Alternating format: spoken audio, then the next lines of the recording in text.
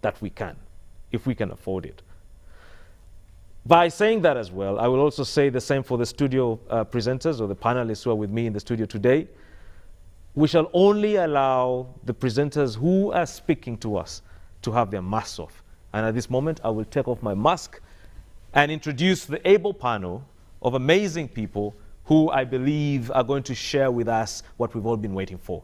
As you all know, since 2016, everyone was talking of FID, Final Investment Decision. The whole country was waiting for these opportunities, but the SMEs were the most interested parties in this story. We've been talking about getting them ready.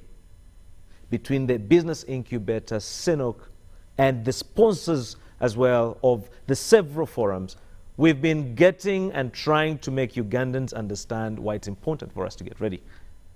Now, things are happening. Things are moving. Are we ready? What are the opportunities since things have started moving? And today, we're going to be discussing that with the able panel. So with me today, starting off this very interesting conversation on SMEs and the opportunities in the oil and gas sector, I have with me James Musherure, who is from the Petroleum Authority of Uganda. Thank you. And I have also with me Ms. Veronica Magembe, who is from PricewaterhouseCoopers, and my very good brother from the Uganda Chamber of Mines and Petroleum, Agri Ashaba. I will introduce them in detail before they present. But these are people who have been in the sector and have a great knowledge base when it comes to oil and gas. Before we continue with this conversation, I just want to say we will be taking on your comments. We'll give you an opportunity to comment and ask questions. And these comments can be put on a platform called Slido. So just look out for slido.com and I'll be sharing with you the details or the code that you can input and then put your questions in there. This, of course, is also being viewed on online platforms, the UBC or Uganda Broadcasting Corporation platform, Kabalega TV online, Bunyoro Kingdom online, Spice FM online, and I want also to say on the social media platforms that are available if you just look out for Twitter or the UBC Twitter page and of course the YouTube page.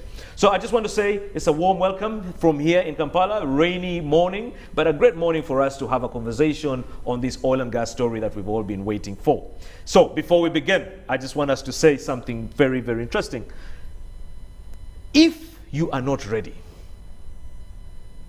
we do not know why you shouldn't be listening to this, because this is how you're going to get the right information and tools to make you ready and to make your businesses ready. But also, if you have been ready for a long time and want to position yourself strategically and know the right networks, connections, and affiliations that you need to get yourselves ready and your business is ready, this is the conversation that we should be having. And we thank CNOOC for bringing this together as the Q3 Supplier Development Forum to get our Ugandans abreast.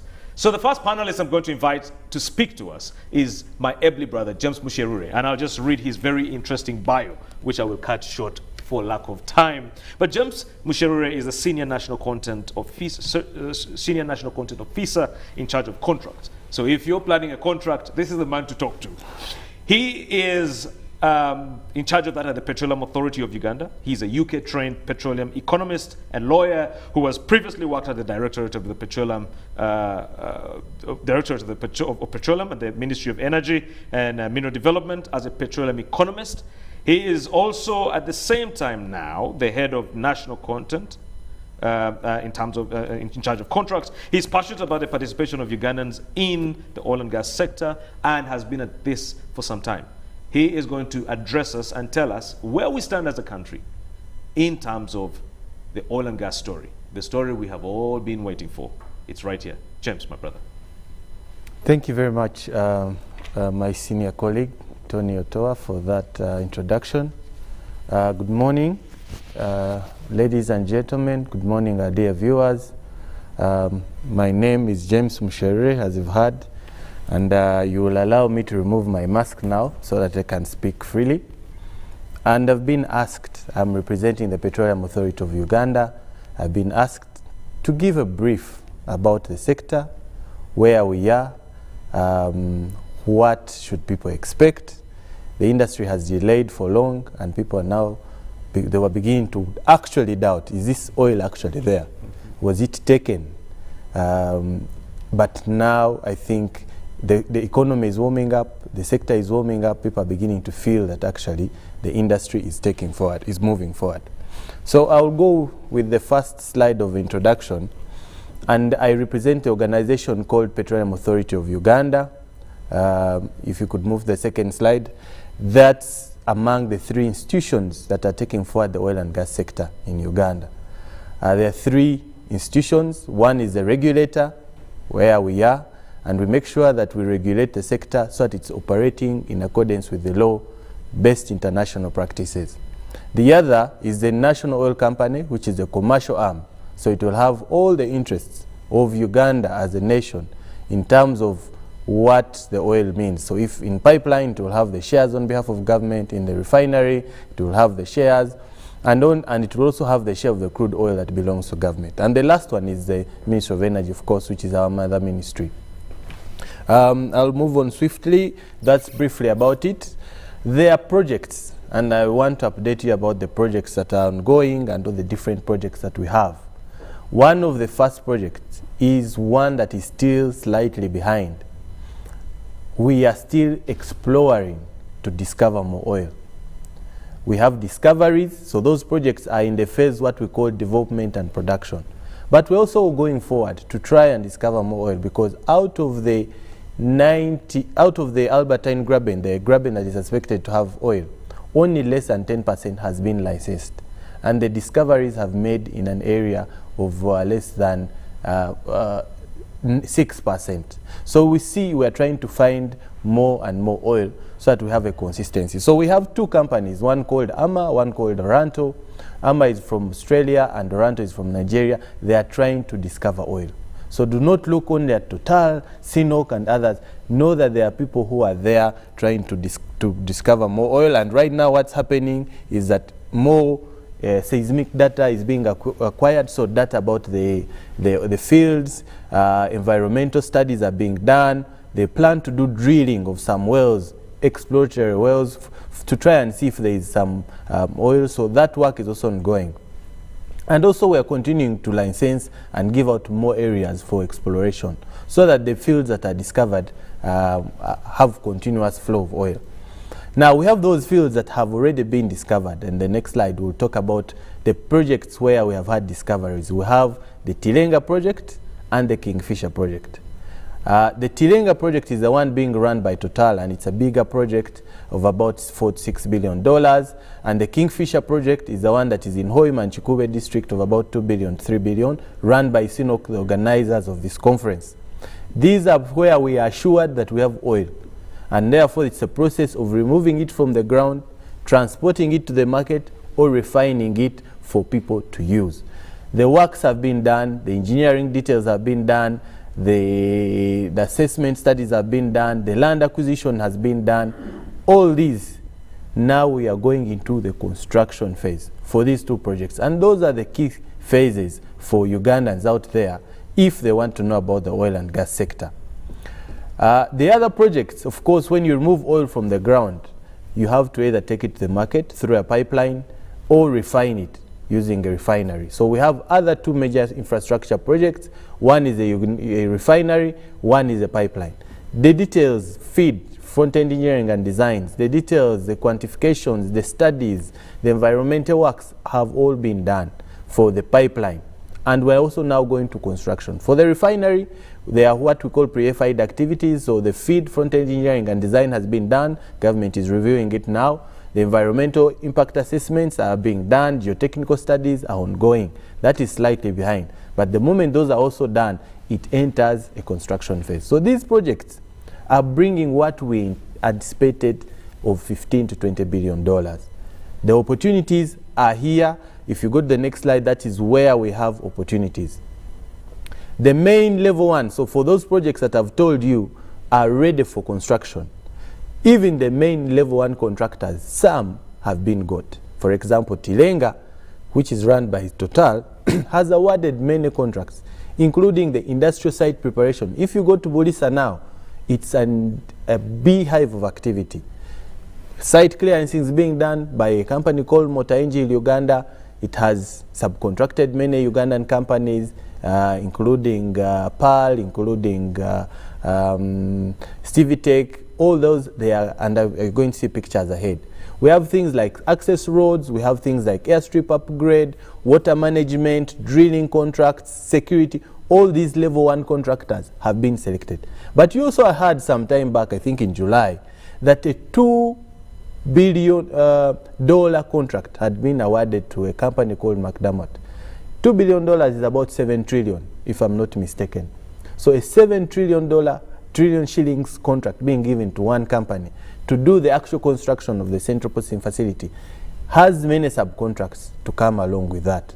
And therefore, those are opportunities to look for. Kingfisher, the level 1 contractors, most of them have been submitted to government for approval.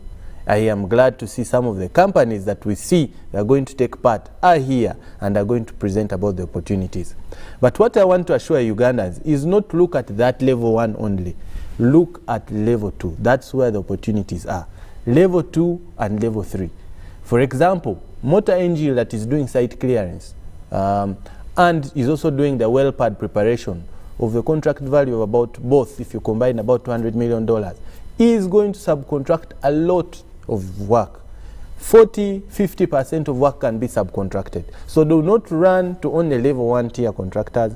Look at, don't run to Total, look at those tier 1 contractors. But also tier 2 people may not be able to do the work alone. They would want support. If I'm doing a camp, I made supply of sand, supply of stones. That is where you need to look at. That's where the opportunities are. We will continue publishing these people as they come. So if I go to the second and last slide, I think you'll have an update of the infrastructure. There I talked about the infrastructure. We also have an airport being built. If you go there, we hope to have the runway by end of this year. The refinery will be in that place. We also have 700 kilometers of roads and bridges being done by UNRWA, water and electricity. If you go to Bulisa, I think, Tony, you were asking before people, if you went to Bulisa a year ago, Hoima 2 years ago, and you go there now, it's a different place. It's a different story. And that means different opportunities. So in brief, the second last slide, Tilenga is on course. Early works are ongoing. Site clearance is ongoing. Well pad preparation is ongoing. Water construction management is ongoing by GAF. And most of these are Ugandan companies. And PPC camp construction has been awarded, a 4,000-man camp, to a joint venture between CAMOD and Beta. That is going to start soon. That's where the opportunities are. Look at what you can supply to those suppliers. CNOOCQ level 1 contracts are almost being approved. When they are approved, keep looking there. So as I conclude, the sector is now broadening from exploration to development and exploration, and also later production. The opportunities are here. We are no longer in hearsay. If you go and see contracts, if you go and see activities, you realize that we are no longer in hearsay. And people who are waiting for the word FID, FID is just a form of procedure. But when you see contracts going and work being done, then FID will definitely come. So look out for that. Concentrate on tier 2 and tier 3. If you're a smaller company, perform joint ventures and come together to do work. Keep your ears and eyes open. Visit our website, www.pau.go.ug. Opportunities are there. I can assure you one of the fears that we have is that the construction companies are going to be stretched. The construction material and supply is being stretched already as where we are in the region. So the opportunities are immense. Keep your eyes open, your ears open, and everyone can be able to participate in the sector. Thank you very much, Tony. Thank you very much, my brother James. That was very, very amazing. And for many of you who are watching this for the first time, when James used to present these presentations he makes, they used to be very long presentations because what he was trying to do was to work effort. We're using a lot of effort to get us have a lot of information. Now you're seeing the information is now becoming smaller because a lot of that can be found on their website, but also is becoming general knowledge. A lot of the time we've had this thing that the oil and gas sector is for closed few. That is not the case. A lot of information is out there, and if you need it, you can seek it and you can visit their website like he's informed you. So we're going to go on to the next presentation, which is going to be made by Ms. Veronica Magembe. Ms. Veronica Magembe works with PricewaterhouseCoopers, and she's the manager for oil and gas at PricewaterhouseCoopers. She has over 10 years experience in tax consulting services in Uganda and Ghana. She holds an advanced diploma in international taxation under the Chartered Institute of Taxation UK, and a Bachelor's of Statistics degree from Makerere University, and she's a member of the Association of Chartered Certified Accountants. Ms. Veronica, over to you. Thank you, Tony.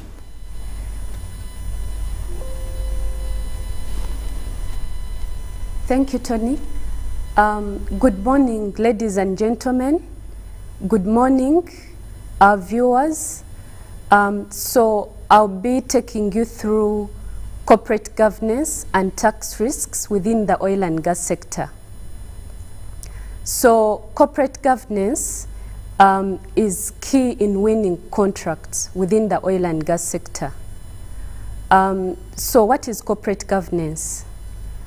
Corporate governance is a set of processes, principles, and systems that you need to have in place to govern, which governs a company. Yeah? So companies should be managed in a way that is sustainable for a long period of time. So having good corporate governance means that the company will be able to get the correct investors and have the right joint venture entities. And this is key for local companies in Uganda, because having the right joint venture partner helps you to demonstrate and have the correct technical and financial capacity to be able to win contracts within the oil and gas sector. So what should be proper governance? You need to have in place a governance framework. Do you have a board of director for your company? Do you have separation between the CEO and the chairman of the board of directors? Do you have internal controls in place that govern your company? Do you have books of accounts? Yeah? So those are the requirements that you're supposed to have in place. Then also, having a good corporate governance requires you to have a risk management process in place. It will ensure that you have internal controls in place and you're also compliant with your laws and obligations. So where you don't have corporate governance in place, this will create a lot of inefficiencies for the company, and one of them includes failure to distinguish between the company and also the family organization. Also, we see a lot of company assets being misplaced. The dominance principle is one where we see the CEO being the head of the board of directors, and then you find that even other board of directors are family members. So that is also a pitfall within the corporate governance. Then you also end up having no internal systems and controls in place, as well as poor financial management. So that will happen where there is no corporate governance. So corporate governance has evolved. It's now more about your environment, social and corporate governance within the oil and gas sector. So environment safety is key. If you're doing business within the industry, social is also key. And here we are looking at what health and safety requirements have you put in place. I'll give you an example. If you're in the business of providing food within the industry, what health and safety measures have you put in place? How hygienic is that food or the place that you're providing that food? What waste disposal facilities do you have? What health and safety requirements have you put in place? Your employees, do they meet the health standards? Do you have the different environment to ensure that your environment is safe for the employees? So once you have that in place, it's important to have a program in place, and that one will identify the risks for the nature of business that you're doing and how do you manage such risk. Then you'll also build stakeholder confidence and also attract the right talent, because you're ensuring that your staff has the right equipment, is well catered for, so be able to attract and retain the right talent and also stimulate innovations, because you look out for what the different players within the industry, what kind of innovations are they doing? So you'll be able to bring in more innovations within the industry. So one of the key aspects of corporate governance is compliance. So I'll talk about tax compliance and risks in details as one of the corporate governance requirements. So tax risks, it's important for you to be aware of your tax risks. Tax compliance is one of the requirements that is required for you to be able to get contracts. So you're required to register for taxes. There are different forms of taxes that you can register for. One is income tax. As long as you start doing business, are you registered for taxes so that you get a tax identification number? Do you have employees? Once you have employees, are you registered for pay as you earn so that you contribute pay as you earn on their behalf as a company? For national social security contribution, once you have more than 5 employees, then you need to register for NSSF and deduct those contributions on behalf of your employees. When it comes to VAT, the requirement is that you need to expect or make, once you realize that you make more than 150 million within a year, which is very small for the industry, then you're required to register for VAT and also registration for import taxes. The other key one is obtaining tax certificates, which is requested for at the point of applying for bids within the sector. So there you need to have paid all your taxes and have filed all your returns. There are also stringent tax compliance requirements for contractors within the oil and gas sector. I'll give you an example. At the beginning of the year, you're required within the first 30 days, that's the first month, you're required to have filed your first return for the year. Then every quarter, after every quarter, you're supposed to file returns within the 7 days after each quarter, yeah? Which is different for other industries whereby you're required to file an income tax returns twice a year, which are provisional returns, and 6 months after the end of the year. Then we've also seen different partnerships being formed within the sector. And from our experience in dealing with different partnerships, there are different forms of partnerships that are formed within the industry. So where a local company enters into a partnership with either foreign company, then is that partnership registered? Is it incorporated legally? Once it's incorporated legally, what kind of tax benefits what kind of tax benefits? You need to register for that as a different entity and ensure that that joint venture entity, which is incorporated, also meets its tax compliance requirements. Then we also have what we call an incorporated joint venture arrangement. So in this case, you need to determine what kind of arrangement have we entered in.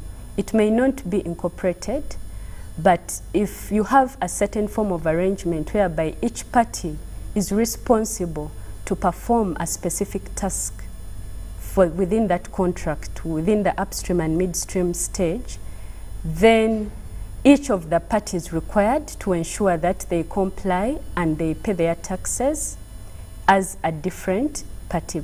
But we also see a risk whereby you're operating jointly to get profit between a local company and a foreign company. So where you have that kind of joint operation for profit, then you need to establish if a partnership is being formed.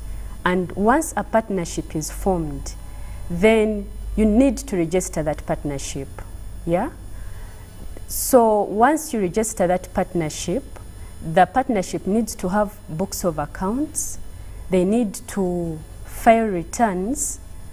However, the liability to pay tax lies on each of the partners. So each of the partners should be able to pay their independent tax as well. So that there is a risk there which you also need to be aware of.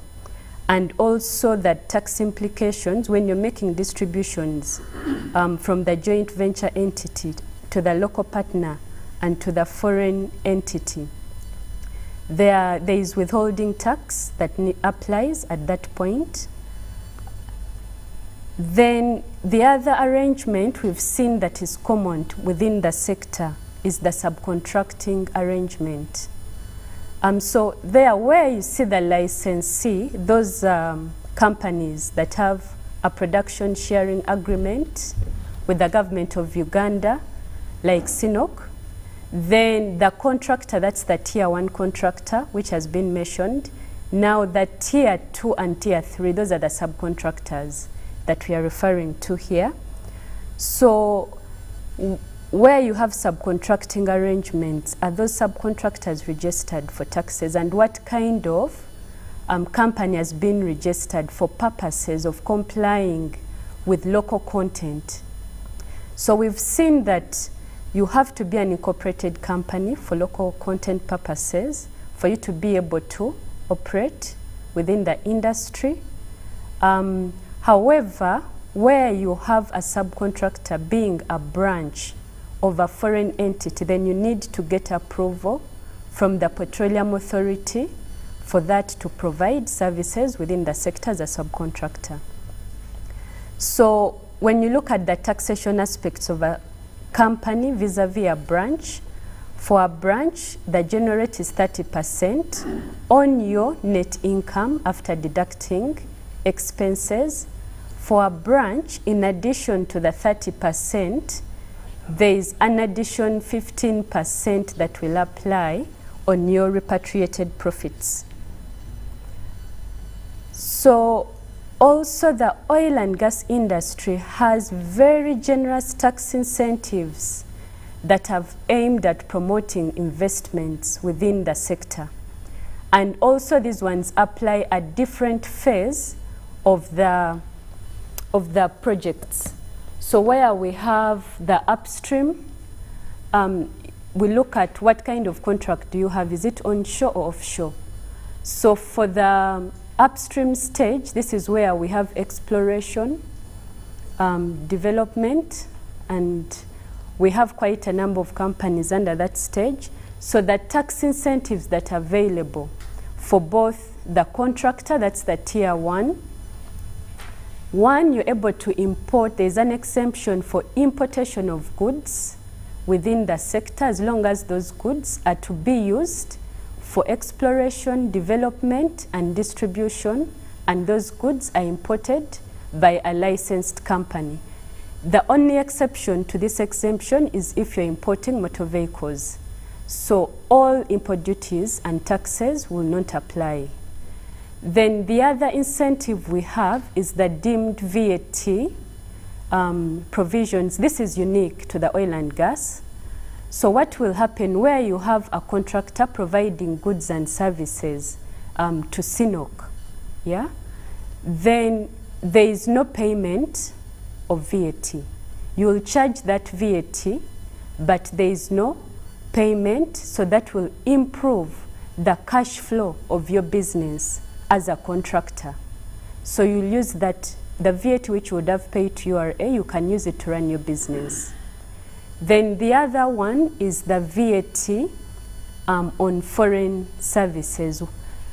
These, we see there are lots of services received from foreign companies, given the nature of industry.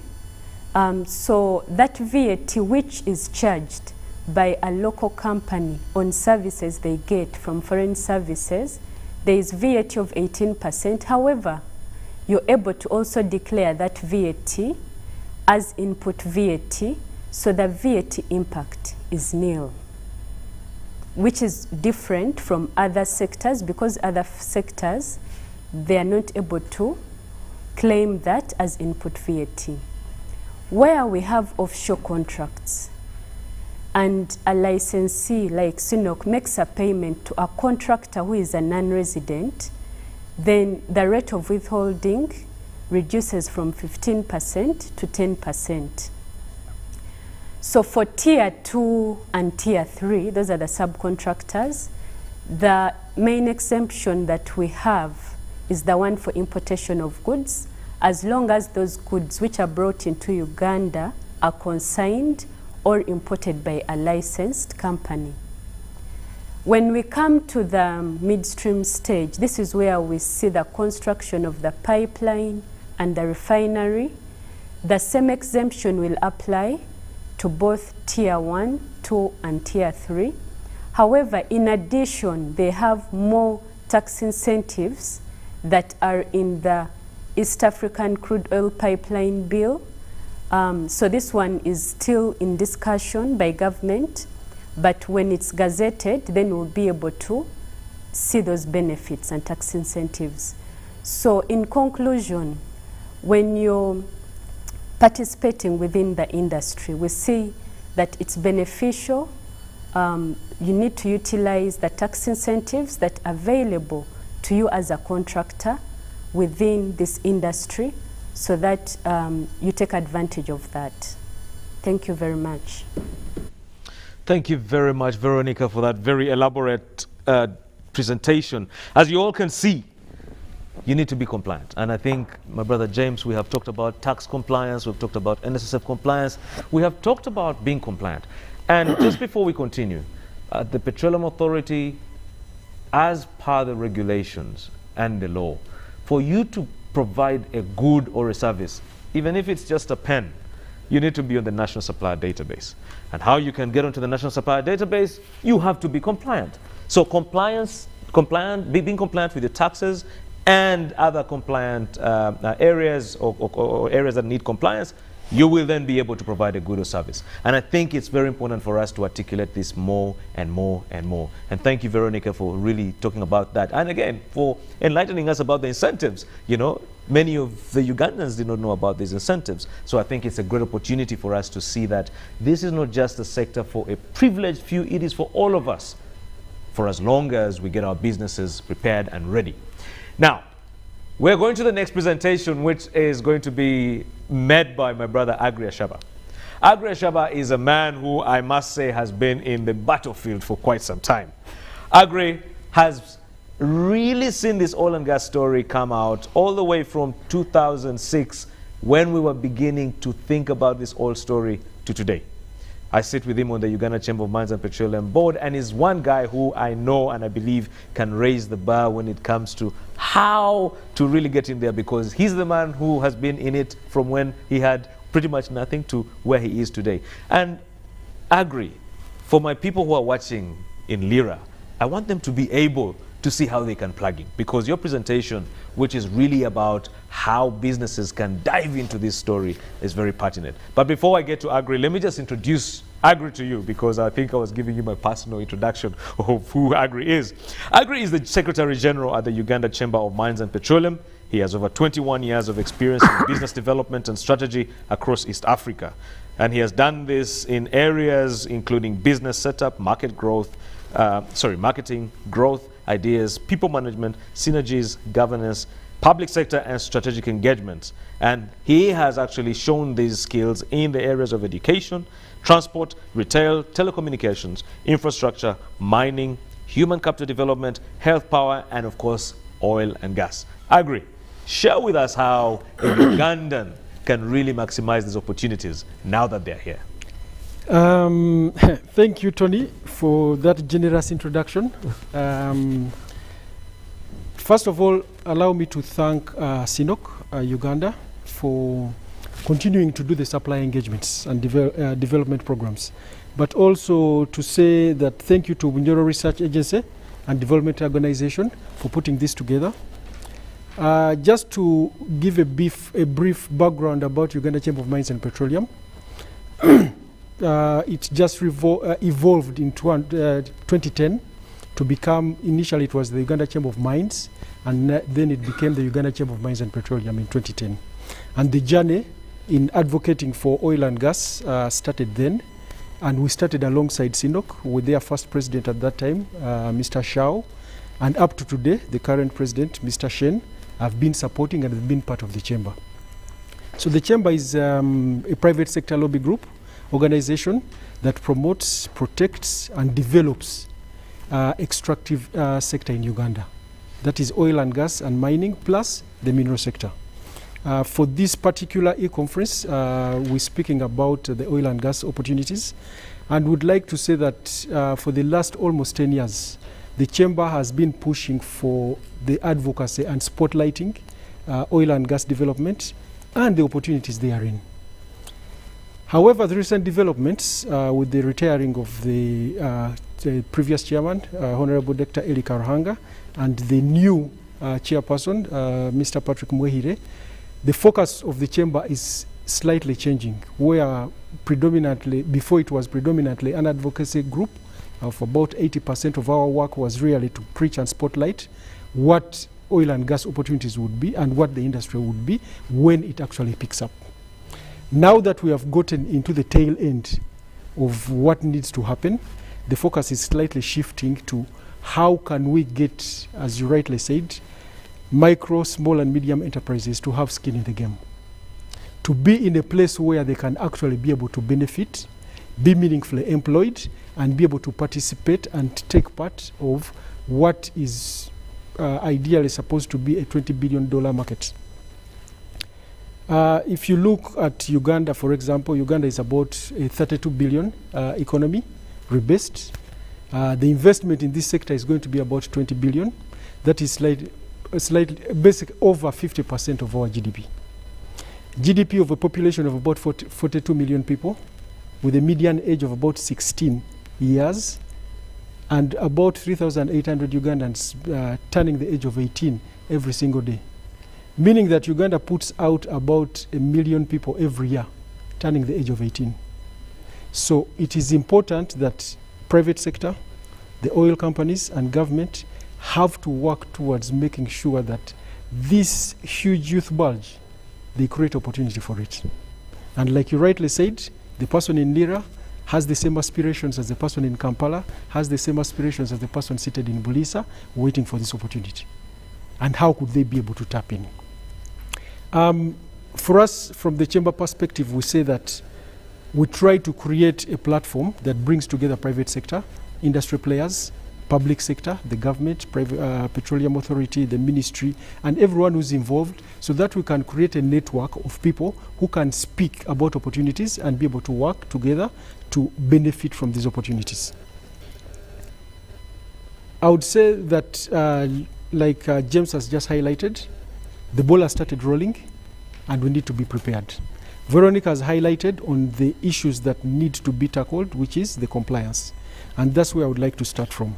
For anyone who is intending as a micro, small or medium enterprise to start to play in the oil and gas sector, they need to be able to spotlight or to take care of 3 issues. One is eligibility. Then 2 are the technical compliance requirements, and obviously the 3rd issue is the financial. Eligibility is basically all the normal company statutory obligations. The technical aspects is what you can actually be able to deliver in the whole value chain. Are you in the agriculture sector? Are you a plumber? Are you a technician? Are you a transporter? What is it that you can do, and do you have the ability to be able to pull it off? And then the 3rd thing is that, do you have the capacity, if you're being given a contract, to be able to deliver on that obligation? Obviously, some of these things for certain entities, for certain individuals, may be new, but for us to be able to play there, we need to upscale, we need to upskill ourselves, because the sector is not going to lower its standards for us to be able to get the opportunity to play there. So I would urge each person that is listening to us today that first you need to be compliant with the law. If you're a private sector entity, you have to be registered, you have to be compliant with the statutory bodies, NSSF, the tax, URA, and all the other compliance requirements that you will need. What government has done is to create a legal and regulatory framework that is visionary, and it is protecting Ugandan companies and entities to be able to partake of this opportunity. They had the foresight to see that 48% of whatever opportunity that is going to be in the oil and gas sector can be provided for Ugandans. And that is through the provision of goods and services and also employment. And the law goes ahead to say that for any company that is willing to play there, at least 70% of the employed people have to be Ugandans. In the absence of the ability for them to perform that obligation, they can enter through a subcontracting arrangement. In the inability of that being in place, they can also go through a joint venture agreement. All these are majorly there to boost participation of Ugandan entities. So there are opportunities, especially from the technical side, the technical trades, the people who are doing plumbing, the people who are doing mechanical works, electricians, and all those other trades that allow people to be able to display their skills for your benefit. For enterprises, I will say that the sector is so huge and that there is so much that we can do, and we just need to prepare ourselves. What government has done is that it has provided the platform for us. The law has been enabled. You need to register on the National Supplier Database. The National Supplier Database provides for a minimum requirements for each entity that can make them eligible to be selected for any opportunity. It also gives visibility to companies that even if you do not know a certain contractor, as long as you're in the National Supplier Database, because the law provides that for anyone to be able to play in the sector, they need to be there. They will go and look at the National Supplier Database, and they can find a plumbing company, they can find a construction company based in Bulisa, and they will contact you and speak to you, and then you can discuss business. But for you to be able to get onto that database, you need to meet certain minimum requirements. Secondly, the government has gone ahead to reduce the cost of doing business, especially for companies like us who are looking at being able to play in this sector. They have constructed roads, they have brought power there, they have brought water. A few years ago, I think about 9-10 years, getting to the valley, that's what we used to call it then, was an incredible experience. Is that you needed almost 3 days, you needed a 4-wheel drive, you needed guides, you needed a bit of security to get into the area. But now you can drive from here in the morning, get to Bulisa, do whatever you need to do, and you come back in the afternoon. So even someone who is flying in can fly in today, land at the airport, drive from there, go to Bulisa, do a meeting, come back to Kampala, get to the airport, and fly out of the country. So in terms of reducing on the time value for money, it's a major, major step. Secondly, is that even for those who will not be able to get directly into the oil and gas sector, there are a couple of linkages. People are going to be shifting to Bulisa. People will be spending nights there. So for those people who are in tourism, people in the hospitality business, people in the food business. There's a lot of work to be done. Because if I have GCC, I've probably gotten my team down there. They are going to do 3 weeks on a project, and they need to spend another 2 days before they come back to Kampala. Where will they spend their $200, $300? So someone needs to be able to be in a position to tap into that, to say that, okay, because it's in tourism area. And you say, okay, if you need to spend 3 days off, why don't you come to this lodge? Why don't you come for this tour? I can provide you with different things. And they will spend their $100, $200, $300 before they come back to Kampala.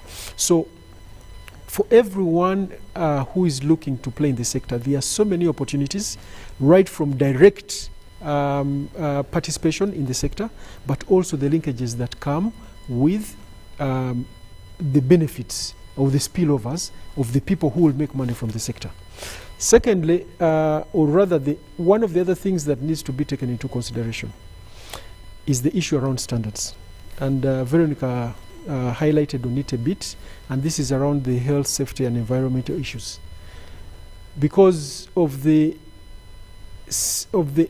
size and the magnitude of the industry, it's always very important for companies to understand that the way we've been doing business is not the way the oil and gas business trades. Because, for example, if you're doing catering business and you have a rigger or you have someone who's working on, let me say, a well pad, and he gets food poisoning, and yet the company is paying him maybe $300, $500, $1,000 a day, and he has to be out for 4 days, that is $4,000 lost. But that person's absence is also affecting probably the rental of a rig, which is probably $400,000 per day, that is not being used, but the company has to be paying. So one small mistake in how you handle food and how you serve it can actually cost a business up to $1 million.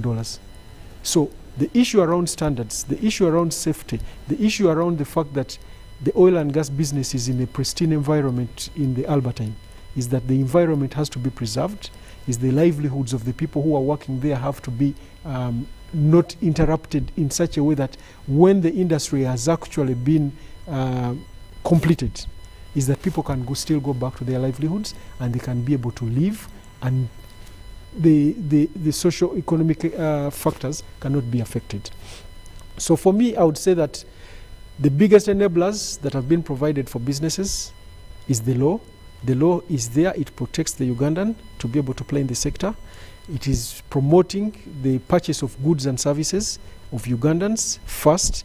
It's also calling on the employment of Ugandans, but the employment of Ugandans has to come and has to be matched with the skills requirements that the sector requires. So for everyone who is in the plumbing business, electrical technician, civil engineer, please make sure that you receive the accreditation that is required by oil and gas for you to be able to get an opportunity. However, there is also brown collar jobs, and there will be very many, for those who do not need a lot of upskilling, but they need to at least understand things around health and safety, because that is the core and the foundation for any of the works or projects that will be done in the oil and gas. So you will need people to support construction jobs, you'll need people to support logistics jobs, you'll need people to support housekeeping, you'll need people to support the environment, cleaning up, you need people to support food distribution, food preparation. So a few things where you'll need just to polish up people's skills and understanding and give them an opportunity for them to earn a decent living. So from my perspective, I think that it is the right opportunity now for anyone who is thinking or is wishing to be part of the process to prepare themselves as soon as possible, because when it comes, in my view, Q1 2022, it will be late for you to be part of the journey. Thank you very much. Thank you very much. I really thank you very much for that interesting presentation on business enablers. I just want to remind the people that are watching this online or on TV, you can join the conversation by going to www.slido.com and use the hash, use hash 651952. I repeat that, it's hash 651-952. That's how you'll get online, or that's how you log in, and you'll be able to join the conversation. Send in your comments, send in your questions, and we're going to be having them answered. But just before we get out of this panel, or just before I ask this panel or relieve them of their roles, I just wanted to talk about, or ask James to shed more light on the National Supplier Database requirements. For any Ugandan out there who has now been shocked that you have to be on the National Supplier Database, what are those requirements that you need to have to be able to get onto the National Supplier Database? And then James, as well, for you, I'll also ask if you can shed more light on some of the ring-fenced sectors for Ugandans. We all know that the law, like Agri has said, has made it possible for Ugandans to have certain areas specific to them. What are those areas, and how can Ugandans maximize that potential? And then I'll just ask Veronica one simple question, which is about the joint venture opportunity. Yes, you mentioned the tax issues, but if a Ugandan has no ability to muscle up in terms of financial capital, but also knowledge of the sector, what does he have to do to put in or link up with someone foreign to do the same, and how easy can it be for them? And then finally, I agree, I'll just go to the area of agriculture.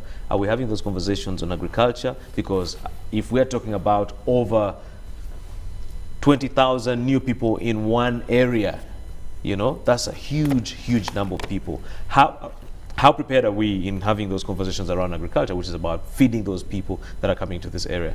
This conference, this Q3 conference, Supplier Development Forum, is sponsored by CNOOCQ in collaboration with Bunyoro Research Agency and Development Organization. And I must say that you can follow this as well online using the Uganda Chamber of Mines online platforms, Kabalega TV Online, Bunyoro Kingdom, and Spice FM. And from us at the Business Incubator, what we strive to do is to make your businesses really worthwhile when it comes to the oil and gas story. So I'll allow my colleagues on the panel to answer those questions, and then we take a break and come back for another interesting hour. Thank you. Thank you very much, Tony, for the moderation, and I thank my co-presenters. While I was here, I was very gratified by the fact that we have engaged so much, and people are able to speak about government programs without government speaking about them. Like the issue of the NSD and things like that. It's really satisfying that now we have to be less anywhere because people know about these things. Now, the requirement of the National Supplier Database is a requirement under the law, and you linked it to the ring-fence services. As you're aware, they put in place the national content laws. Agri talked about them. These laws are to enable Ugandans, and one of the provisions in those laws is that no one shall provide a good, work or service to the industry unless you're registered on the National Supplier Database. This database is to help you get joint ventures, help you have visibility. I can assure you, people are in London, are in China, are in Beijing, are where they are looking at Ugandan companies on the NSD. So if you're not there, register. How do you do it? Go to www.pau.go.ug, go to national content, go to National Supplier Database, click and register. What do you need? Simple things. 1, certificate of incorporation. Are you incorporated? 2, have you paid your taxes? So have a certificate of tax clearance. 3, do you meet your workers' social obligations? Have your NSSF certificate. And lastly, do you have an account? Because we're dealing with formal business. Give us your banker's letter to show that. The rest is an online form. You fill it in, and there you'll have been registered on the NSD. So don't sit back anymore. We have had situations where people are almost awarded contracts and they are reversed because they are not on the NSD. Secondly is ring-fenced services. This same law provides that, you know what, let's give an advantage to Ugandan companies. And under Regulation 9, it put about 16 services that are to be exclusively provided by Ugandan companies. That means services like waste management, services like civil works, services like IT equipment, services like human resource management, services like office and stationery, like a lot of 16 ring-fence services are to be provided by Ugandan companies. The contractors know, the licensees know, the tier 1 contractors know that those services are for Ugandan companies. And that's why you see a lot of work now is going to Ugandan companies which are under ring-fenced. So also visit our website. The laws are there. look at those 16 categories of ring-fence services, transport and logistics, all these, and make sure that you know these belong to Ugandans. And we are here as the authority to enforce that requirement of the law, and that's the mandate we have been given. Thank you very much. Okay, Veronica. Thank you, Tony. So forming joint venture partners and how you can find joint venture partners within the industry. One of them is to look at the National Supplier Database, which James has talked about. But also when you're looking for a joint venture partner, what kind of capabilities are you looking out for? Yeah. So one, that list is available. So that's one of the sources which you can use to find partners within the industry. Then also those that are not listed there, depending on the capabilities you're looking out for, then you can look within the industry. There are different associations that have capabilities for joint venture partners that will add value to your partnership. So those associations are there. Also in terms of financing, the banks also have information in terms of different entities you can partner with. Yeah. Thank you, Veronica. And finally, Agri. Thank you, Tony. Can I just add on to what Veronica just highlighted? For the joint venture partnership, and yes, you're correct, there are certain of them where having skin in the game may actually be difficult for Ugandan companies. Is that you want to enter a joint venture partnership for a $15–20 million project, and you want to take up 10, 15, 20%, and probably you may not be able to raise that amount of money. But that's not the only value as a Ugandan you can bring to the table. I think there is more value that a Ugandan can bring to the table besides that, and the structure could be, for example, in retained earnings. To say the partner is liquid enough, they can bring the money on the table, but me as a Ugandan, I can be able to do all the business development and be able to structure to make sure that the contracts come into the bag. And at the time when this loan is paid off, my contribution, I can be able to earn dividends. So there are a couple of other structures that can be done even without having skin in the game directly at the very beginning, that allow for a partnership or a joint venture relationship to thrive and be able to deliver value.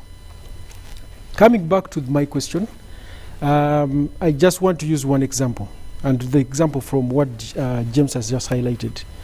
There's a camp being built for 4,000 people. If someone is going to be providing 2 eggs for the 4,000 people every day, that is 8,000 eggs per day, which is about 1,600 trays per day. In a week is about 1,600 trays. If you do the multiplication, that's about 56,000 trays in a month, which is about 1.6 million eggs a month that will be needed to feed the people in the field. And that type of magnitude is exactly what is going to happen even for the other food items. Now, the challenge that we have, do we have people who can be able to supply 1.6 million eggs a month every single day for 4 years or 5 years, which is 60 months? Wow. Because the people in the field have to eat. They're not going to take excuses because there's work that needs to be done. And that goes the same for vegetables, it will go for the same for cabbages, it will go for the same for meat, chicken, name it. So the opportunity is quite huge and massive. Is that you do not directly have to be dealing with the main contractor. But if I got a contract to supply 1.6 million eggs per month for 60 months, I think I would be a happy man. But the challenge is, do we have people who can have that consistency in delivering these eggs at the right standards every single day for a whole month for 60 months? So that is the challenge we put out to everyone, is that it may look as simple as it is. Yes, it can be done, but we need to actually be able to tie up our laces. Thank you very much. I agree. That's a very interesting one. I'll actually just probably end this session with a story. I remember, James, if you can recall, sometime back around 2013, 2014, we were down for a supplier development forum in Bulisa Hoima area, and a gentleman came and said, we want to supply you guys with meat. Why is it that you're getting all the meat from Kampala? So Talo at the time said, it's okay. You want to supply meat? We shall give you the opportunity to supply meat. The man was asked, do you have an abattoir? I said, no, we just cut and we bring for you straightforward. It was so shocking because one, health and safety wise, I mean, if someone or the food is contaminated, that's a whole loss to the company because of Mondays and people not working. But also two, it was going to be very tricky in, having this guy do it the right way. But anyway, what Talo decided to do at the time was to build him a small abattoir with a, a nice tiled floor, netted, kind of aeration and all of that. And he began supplying. Month 1, month 2, he was doing well. Month 8, he couldn't sustain the demand and simply said, you people are eating too much meat, I cannot sustain this. And he went out of business.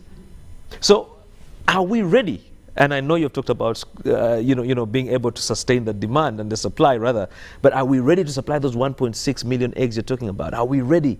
And that's a question I leave with the Ugandans who are watching this. So we're coming back we're coming back with another panel, which is going to really now tell you what's happening. These are the guys who are now doing some work.